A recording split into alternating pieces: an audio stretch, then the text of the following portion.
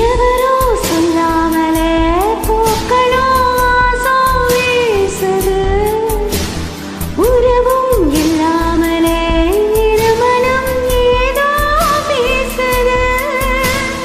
எவரும் சொல்லாமலே குயிலெல்லாம் தேனா பாடுது, எதுவும் இல்லாமல மனசெல்லாம் இனிப்பா இனிக்குது.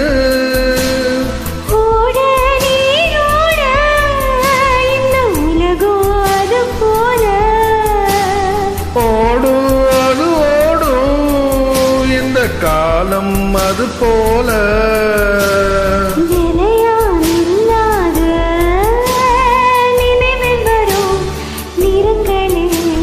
தென்றல் வந்து தீண்டும் போது என்ன வண்ணமோ மனசுல